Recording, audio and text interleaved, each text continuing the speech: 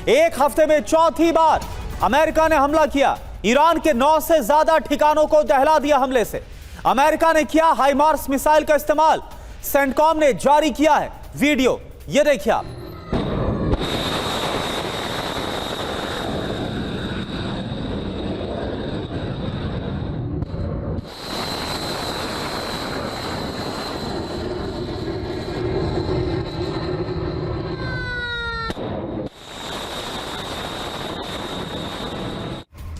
और रात के हमलों के बाद अमेरिका को ईरान का बारूदी जवाब भी मिल गया है। अमेरिका की तरफ से 24 घंटे में दूसरा हमला हुआ तो ईरान की तरफ से भी जवाब मिल गया है। कुवैत, जॉर्डन और बहरीन में मिसाइलें दागी गई हैं और जो यूएस बेस हैं उन पर टारगेट किया गया। ईरान ने अमेरिकी सैन्य बेस को टारगेट बनाया है। कुवैत में मिसाइल साइट पर भी हमले किए गए हैं।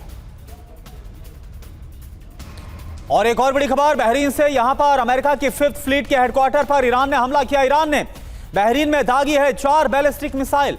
अमेरिकी बेस में नुकसान की खबर है, ये देखिए आप। बहरीन में एक बार फिर से ईरान ने हमला किया और जो 5th फ्लीट का हेडक्वार्टर है बहरीन में, वहां पर हमला किया गया है।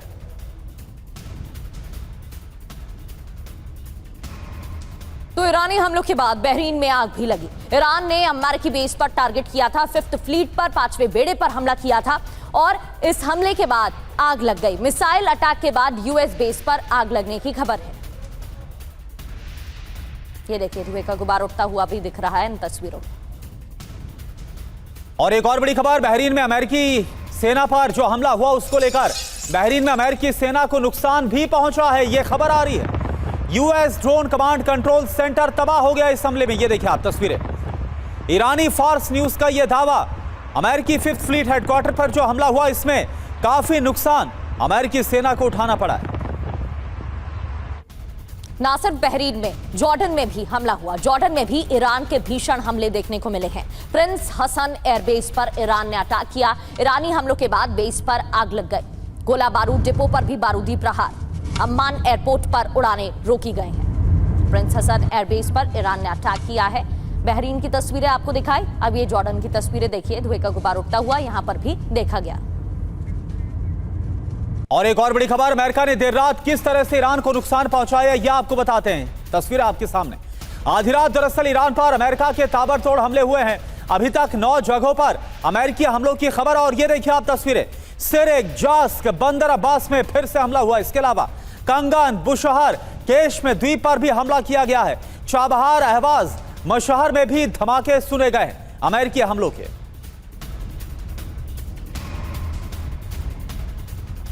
तो ये कौन कौन से इलाके हैं जहां पर हमले हुए, कौन से शहर, वो हम आपको बता रहे थे। बंदर अब्बास की अब तस्वीर आपको दिखाते हैं। अमेरिका का हमला, यहां पर भी बुनियादी ठिकानों को निशाना बनाया गया है। पश्चिमी इलाके में कई धमाके सुने गए हैं। तो केशम द्वीप, बंदर अब्बास और अहवाज, ये वो तमाम शहर है जहां बुनियादी ठिकानों को निशाना बनाया गया।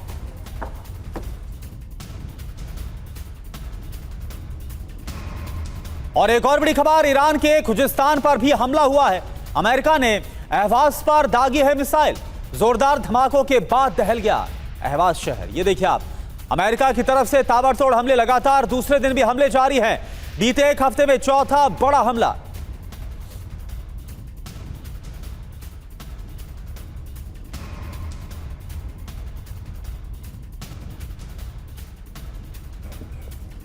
तो ईरान पर चौथा यूएस अटैक, युद्ध की घोषणा बाकी है। इस हफ्ते में ये चौथा हमला है। ईरान में कहां हमले हुए हैं पहले ये जान लेते हैं। मिनाब, जास्क से तस्वीरें आई हैं।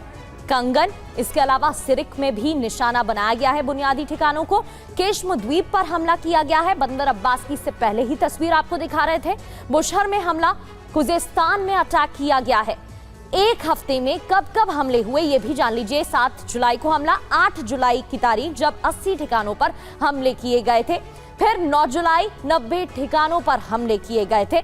12 जुलाई 140 ठिकानों पर हमले किए गए हैं। और 13 जुलाई देर रात मिसाइल बॉम्बर से हमला किया गया है। यानी कि 300 से ज्यादा स्थानों पर हमले किए जा चुके हैं।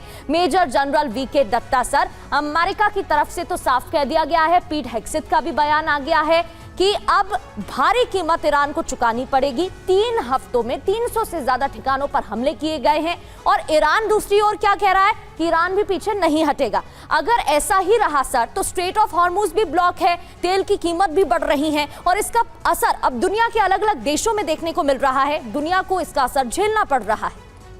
बिल्कुल प्रगति, देखिए ऐसा है, जो ये MOU साइन हुआ 17 जून को, जिसको हम इस्लामाबाद डिक्लेरेशन या पाकिस्तान डिक्लेरेशन के नाम से अभी उसको बताया जा रहा है।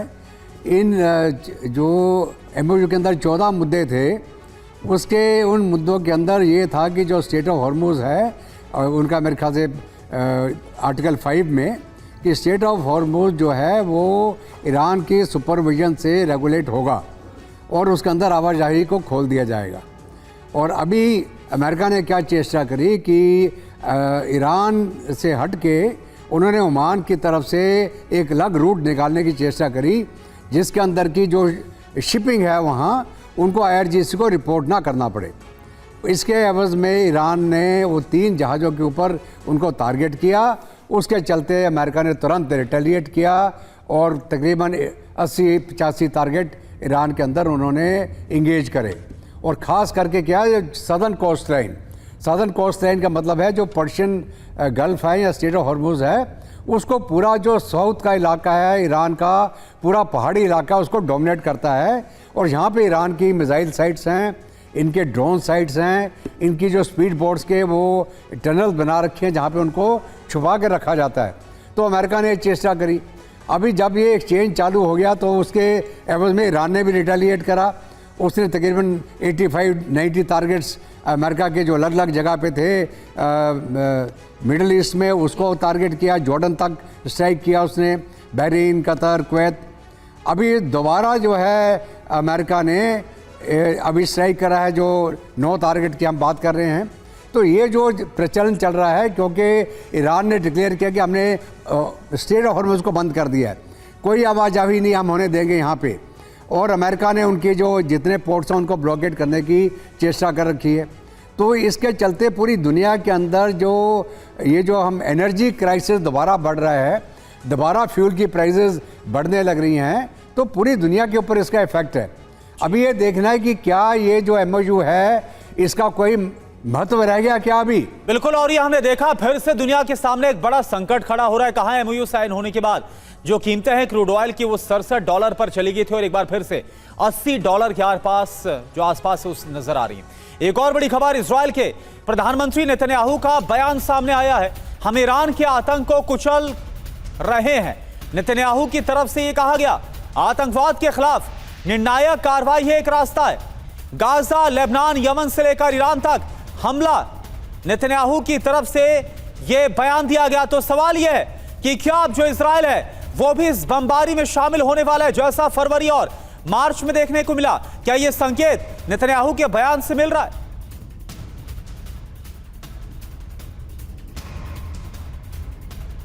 और खुजिस्तान के देजफुल में हमले की खबर है। बाघेरी मिलिट्री बेस पर अटैक हुआ है। अमेरिकी हमलों के बाद यहां पर आग लग गई। खुजिस्तान के देजफुल में भी हमले की जानकारी।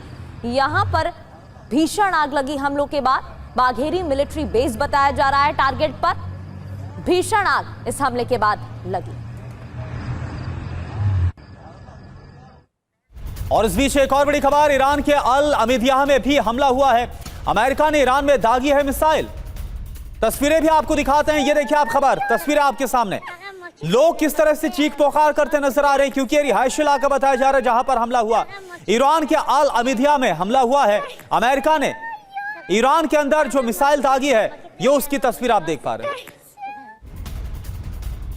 और ईरान में हमले का एक और वीडियो आया है। अल अमीदियाह में अमेरिकी हमले की तस्वीरें। अमेरिका ने शहर में मिसाइलें दागी हैं। मिसाइल और ड्रोन से हमले किए जा रहे हैं। ईरान में हमले का एक और वीडियो।